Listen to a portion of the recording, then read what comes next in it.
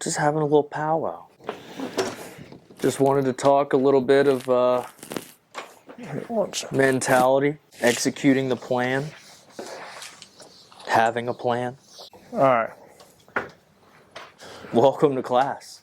Before we guys get started, we just wanted to sit you guys down and just go over some pitching execution and pitching plan kind of stuff when we go through these moderate days and trying to apply some of the stuff that we do with these lower intent days and kind of build off of that when we get on the mound and throw full speed and attacking hitters. One thing we wanted to talk about a little bit was establishing the fastball, and not just establishing the fastball, but establishing it on the inside part of the plate and the importance of what that does to a hitter. Something that me personally, we didn't really work on until I got to college. Throwing the fastball in the inner third and feeling confident with that pitch. When we're throwing on these moderate intent days and kind of going forward, is trying to execute the plan that we have.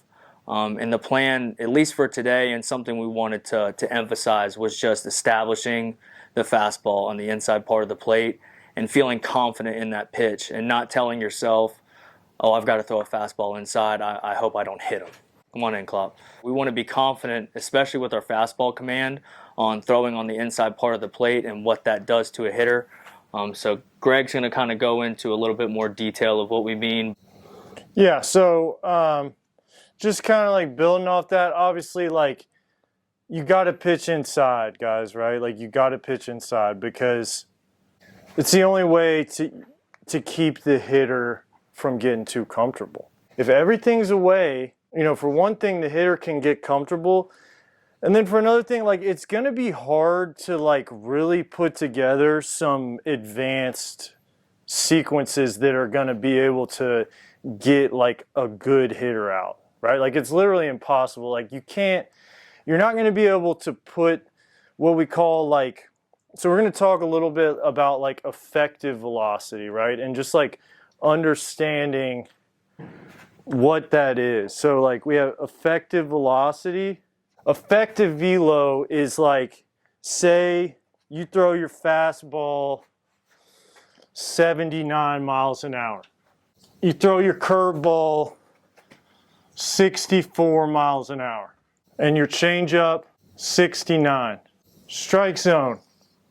Okay, so we throw a fastball first pitch, out low and away. That pitch to the hitter, if it's down the middle, is 79, but if it's low and away, it's 73. Form triangles when we're pitching. Try to make a triangle, and the goal is, like, to try to make the spread of the pitches 18 miles an hour per hour or more.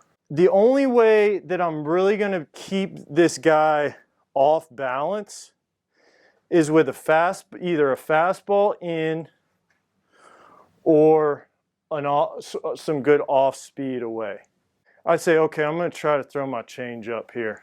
Change up in that effective velocity is going to be 75.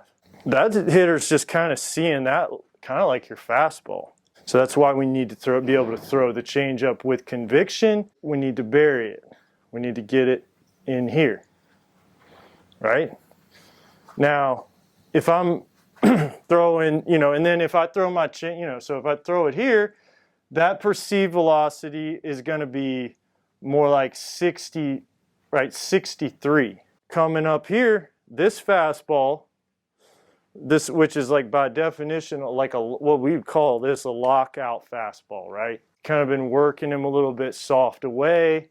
Lock him up here. That fastball perceived velocity is going to be, I'm writing sideways, is going to be 85. 85 right here. Here's your 18 miles an hour, 63 to 85. So that's 22. That's a big lockout right there.